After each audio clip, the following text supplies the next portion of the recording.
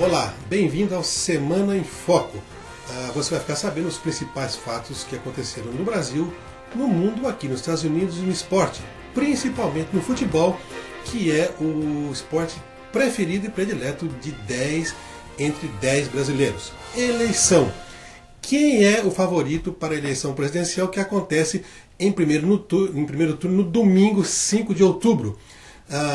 Os principais candidatos são a presidente Dilma Rousseff do PT, que é candidata à reeleição, a ex-senadora e ex-ministra Marina Silva do PSB, que é candidata a presidente da República no lugar de Eduardo Campos, que faleceu num acidente de avião, e o senador Aécio Neves, por Minas Gerais, do PSDB, que é candidato aí à eleição. A presidente Dilma tem vantagem nas pesquisas tanto do Ibope quanto do Datafolha e chega no domingo como favorita para ir ao segundo turno.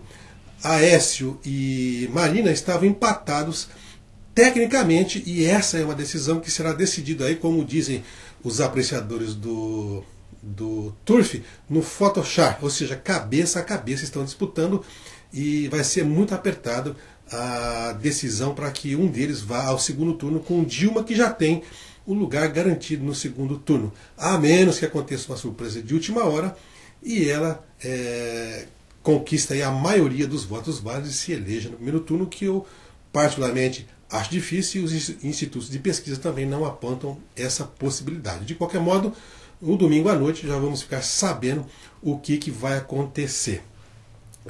Já as pesquisas para os principais estados para governador indicam que no Rio de Janeiro o candidato Pezão do PMDB tinha na sexta-feira 30% de intenção de votos contra 21% do candidato Antony Garotinho do PR.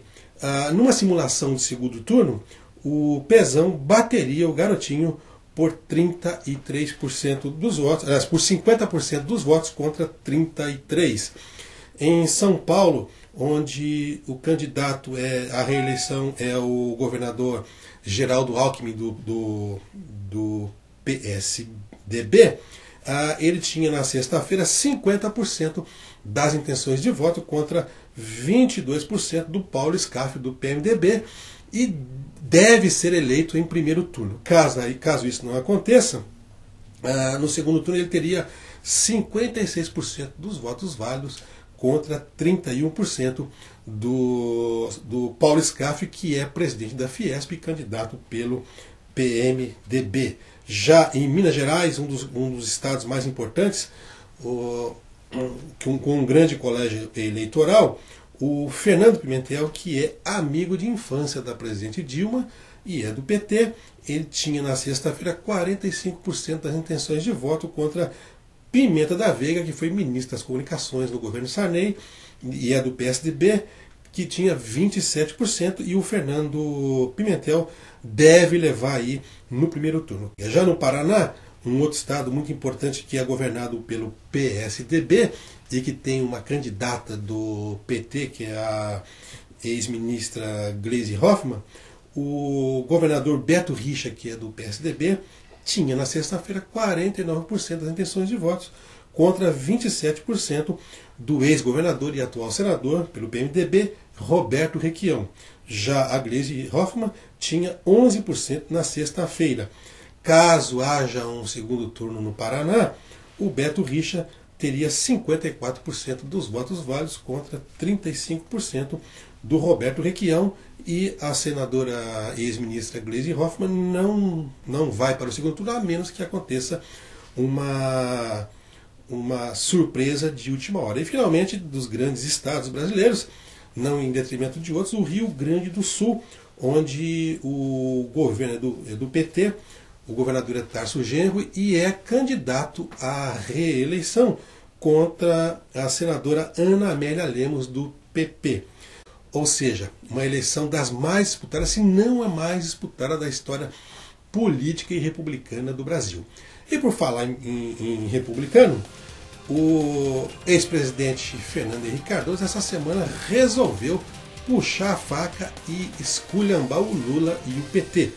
Uma das perguntas do Fernando Henrique numa entrevista para a revista Veja, a Veja TV, ele perguntou onde está o Lula que não fala da corrupção na Petrobras.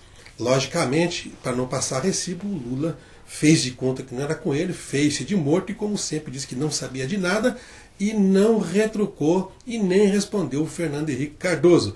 E depois, na sexta-feira, na quinta-feira à noite, o Fernando Henrique, numa entrevista ao jornal Estado de São Paulo, a TV do jornal Estado de São Paulo, ele disse que o PT faz da mentira uma forma de governar, o que não está de todo errado. O domingo promete ser uma longa noite de apurações com o sistema aí de urnas eletrônicas. Tudo indica que na madrugada da segunda-feira já teremos os resultados definitivos, com alguns governadores sendo eleitos em primeiro turno e também aquilo que vai acontecer no segundo turno da eleição presidencial, a menos que haja uma improvável surpresa. Agora, as notícias do mundo.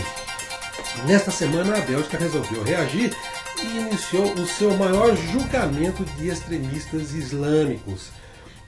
Promotores belgas acusaram 46 integrantes do grupo islâmico Sharia for Belgium, ou Sharia para a Bélgica, que é a Guerra Santa, na segunda-feira, de pertencer a uma organização terrorista e fazerem lavagem cerebral em jovens do país para que participem de uma guerra santa na Síria. Só 8 dos acusados estavam presentes no tribunal, fortemente protegido na Antuérpia, que é a capital europeia dos diamantes. Acredita-se que outros estejam em território sírio. Entre eles, o filho da brasileira, Brian de Mulder. E ela, a mãe do Brian de Mulder, ela ficou nervosa, ficou descontrolada. Ela acusou o chefe da Sharia for Belgium de fazer lavagem cerebral no filho dela. E esse homem é o Fouad Belkacem, de 32 anos, porta-voz do Sharia for Belgium, e foi acusado pela mãe do Brian de Mulder de fazer lavagem cerebral, e ela disse que se alguma coisa acontecer com o filho dela, ela vai caçar o Fouad Belkacem até na porta do inferno, se possível for. Já em Hong Kong, manifestantes foram às ruas, pararam a cidade, como se sabe. Até 1989, Hong Kong era independente e passou para o domínio da China. E agora os manifestantes lutam por liberdade. Entre eles, um estudante de 17 anos, que é o líder das manifestações e luta lá por liberdade. A China ameaçou prender os manifestantes, botou a polícia na rua, eles ameaçaram invadir lá a sede do governo, mas ficou só na ameaça. Se você quiser falar com a gente, quiser falar comigo, com a produção do programa, aqui embaixo tem a nossa forma de contato, e-mail. Você pode mandar um e-mail sugerindo pauta, elogiando, criticando, sugerindo, e até também, se você quiser se tornar um parceiro comercial nosso neste programa, está aí o e-mail, as formas de contato, e também acessem lá a página do Langer Broadcasting Group. Está aqui os endereços, Facebook, você pode entrar, curtir e recomendar aos seus amigos, seus parentes, e você também poder aí estar atualizado com aquilo que acontece na nossa comunidade, no Brasil, no mundo, nos Estados Unidos e também no esporte. O ebola avança e já havia matado até na sexta-feira 3.338 pessoas no oeste da África, no pior surto da doença já registrado em toda a história. E finalmente, ou infelizmente, o ebola chegou aos Estados Unidos através do Thomas Eric Duncan, um liberiano que mora no Texas, e desmentindo aí o que as autoridades haviam dito, que ele havia tido contato com 18 pessoas. Na realidade, o contato dele foi com cerca de 80 a 100 pessoas. 4 pessoas da família dele estão isoladas dentro de casa até o dia 19 de outubro. Eles não podem sair dentro de casa e só podem receber visitas com a supervisão das autoridades, que estão temerosas de que o surto da doença se espalhe e provoque aí pânico na população americana. As notícias locais, na quinta-feira, depois de uma longa batalha aí contra o câncer, morreu a Karina Moreira, 16 anos de idade. Essa menina se tornou um exemplo de luta contra o câncer, que surgiu um câncer ósseo nas pernas, surgiu em 2011. Ela lutou contra esse câncer, a família lutou, o câncer remiu um pouco e depois, quando voltou com metástase, e há cerca de 3 para 4 semanas ela foi internada no Boston Children's Hospital, já em fase terminal, e os médicos não deram nenhuma esperança de vida para ela, e ela morreu na quinta-feira aos 16 anos de idade. E a Karina Moreira tem uma história muito interessante. Tão logo ficou sabendo da doença, ela criou um blog que se tornou uma atração no mundo todo, chamado Chic by Karina, onde ela dava dicas de beleza, dicas de moda, batom, comportamento, e isso atraiu a atenção de celebridades como a top model brasileira Gisele Bündchen, que em dezembro do ano passado foi visitar a Karina na sua casa lá em Malden.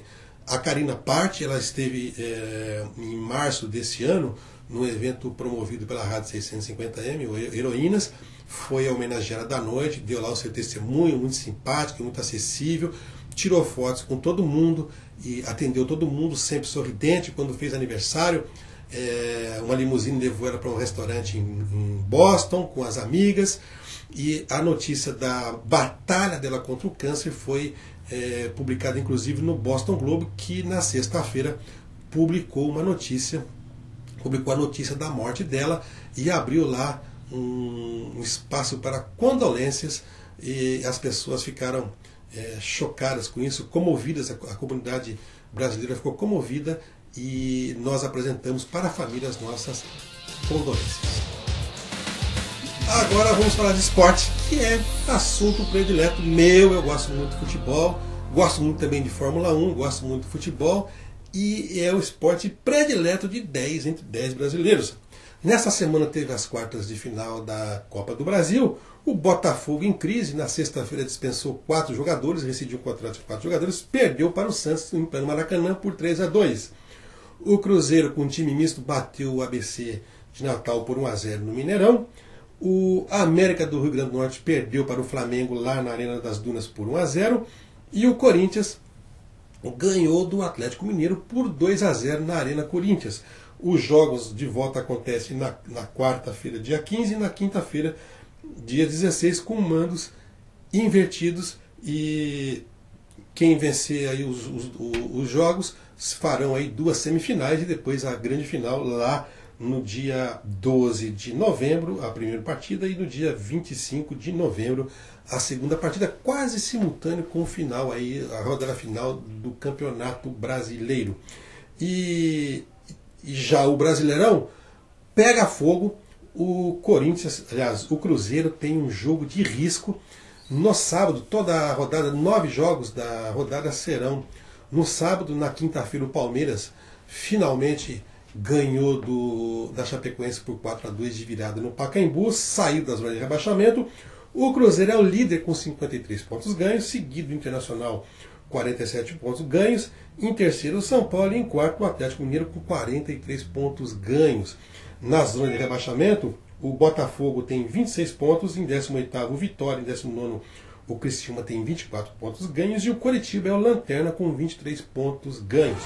Eu fico por aqui e volto na semana que vem com um novo programa para você, com aquilo que aconteceu de mais importante no Brasil, no mundo, aqui nos Estados Unidos e também no esporte.